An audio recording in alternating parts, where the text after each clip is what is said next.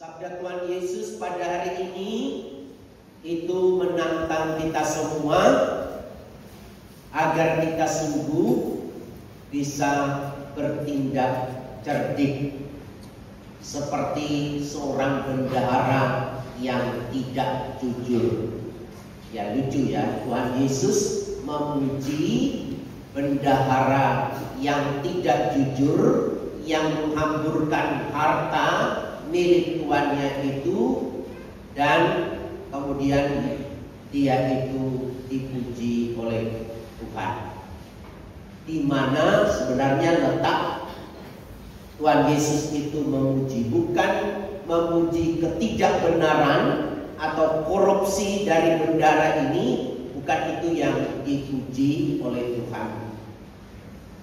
Nah, tadi kita mendengarkan bahwa bendahara ini akan dipecat dari jabatannya sebagai bendahara.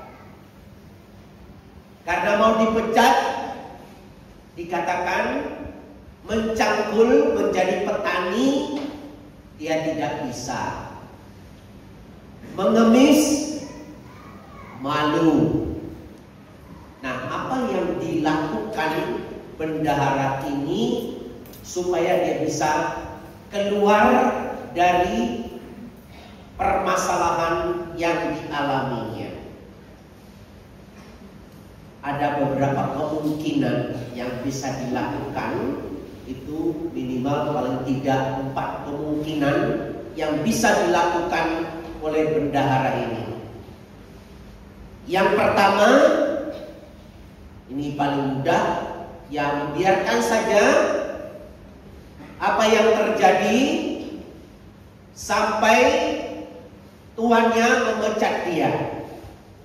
Itu kemungkinan pertama, artinya dia tidak berbuat apa-apa, menunggu saja, dan pasti dia akan dipecat oleh tuannya, dan pasti dia akan mengalami itu banyak kesulitan setelah dia dipecat, karena dia hanya bisa sebagai bendahara saja. Yang kedua yang bisa dilakukan oleh bendahara ini adalah mengumpulkan semua orang yang berutang kepada tuannya.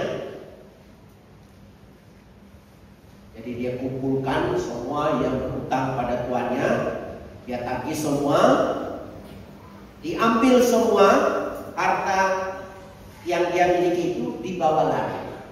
Nah, ini yang sering dilakukan oleh para koruptor di negara kita, ya, itu atau juga yang menjadi penipu, ya itu seringkali terjadi. Ini yang kedua ini, ya, mengumpulkan semua, setelah mendapatkan itu kabur, ya udah lari kemana kan, gitu kan. Nah, kalau ini yang dilakukan, apa yang terjadi? Dia bisa dipukuli, ya, bisa dicari polisi dan ditangkap, ya, dan dimasukkan penjara. Dia tidak melakukan itu.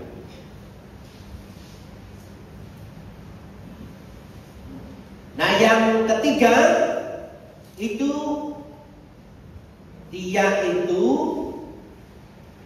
membebaskan semua yang berutang kepada tuannya, ya. Jadi semua itu diberitahukan kepada mereka, dah kalian semua saya bebaskan semua dari hutang yang terhadap tuan. Itu juga dia tidak lakukan, karena dia menyadari bahwa yang berutang itu adalah, yang punya itu adalah tuannya. Dia tidak punya hak dan tidak mau mengambil hak tuannya. Tindakan yang ketiga ini juga tidak dia lakukan. Nah, tindakan yang keempat inilah yang dipuji oleh Yesus dalam pengajarannya pada hari ini. Apa yang dia lakukan? Dia panggil yang berutang, ya, dan dia itu menanyakan, tadi kita mendengarkan, berapa hutangmu? Itu 100 pikul minyak. Berapa utangmu? 100 pikul gandum. Nah, yang 100 minyak tadi dikurangi menjadi 50. Yang 100 pikul gandum tadi dikurangi menjadi 80. Apakah tindakan bendahara ini salah? Tidak. Pada zaman itu, upah seorang bendahara itulah dari selisih yang diberikan seharusnya kepada tuannya. Ya kan, lihat di sini bahwa bendahara yang tidak jujur itu, dia mengambil suatu tindakan yang baik, yaitu dia berbelas kasih kepada orang yang berutang, dengan itu mendiskon yang menjadi hak dia, itu diberikan kepada orang yang berutang. Tindakannya tidak salah, tetapi tindakan itu menunjukkan menyelamatkan orang lain, berbuat baik kepada orang lain karena membantu orang lain, tetapi tindakannya tidak melanggar hukum. Nah, di situ kelihatan bahwa dia betul bertindak cerdik, dan dipuji di situ oleh Tuhan Yesus karena kecerdikannya itu. Nah, mungkin Bapak Ibu bisa melihat mengapa Yesus memuji bendahara yang tidak jujur itu, karena dia bertindak cerdik, dia mengambil keputusan itu yang tepat di saat dia mengalami kesulitan.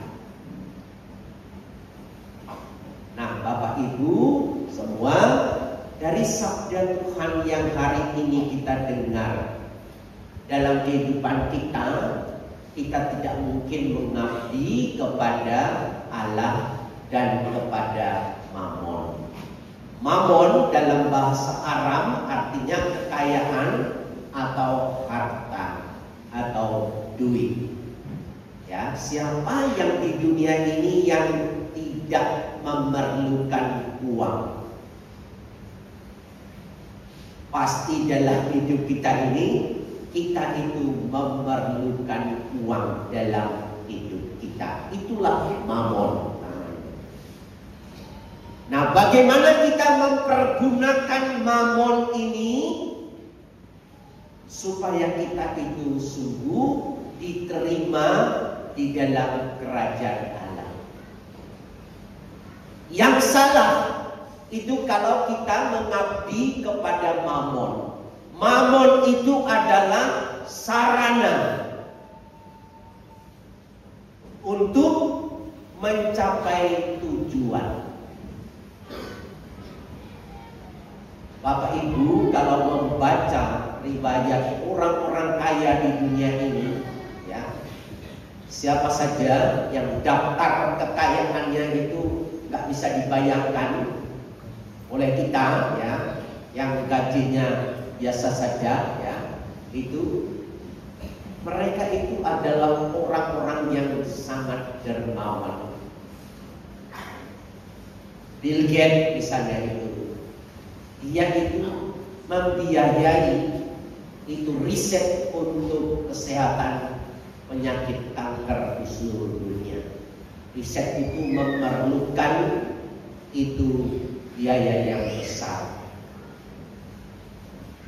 Dan banyak lagi yang lain, mereka itu mempergunakan kekayaannya itu untuk beasiswa, untuk penelitian tertentu, dan lain sebagainya.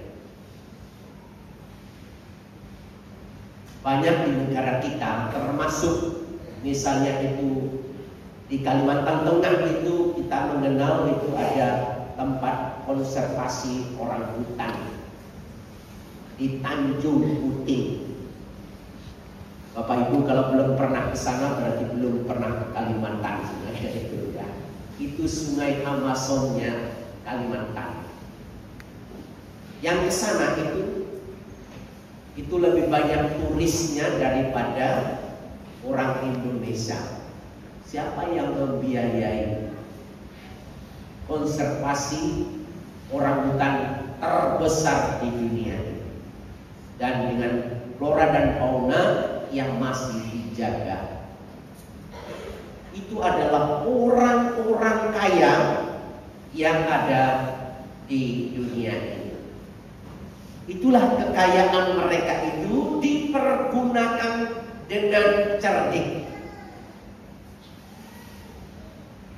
Orang-orang kaya itu pasti akan mati, tetapi mereka tetap dikenangkan karena kedermawanan mereka. Nah, itulah yang dikatakan oleh Yesus, ikatlah dengan mamon. Kalau mamon itu tidak menolong kamu, kamu masuk dan diterima di dalam kemah abadi, yaitu Tuhan. Inilah yang dipuji oleh Tuhan Yesus. Kita tidak perlu menjadi orang yang kaya raya untuk bisa itu bersedekah, memberi. Ya, seringkali kita juga memberi dari kekurangan kita. Artinya bahwa kita bisa mempergunakan mamon itu untuk juga kebahagiaan sesama. Itulah yang diajarkan oleh Tuhan Yesus pada hari ini, agar kita sudah mengikat itu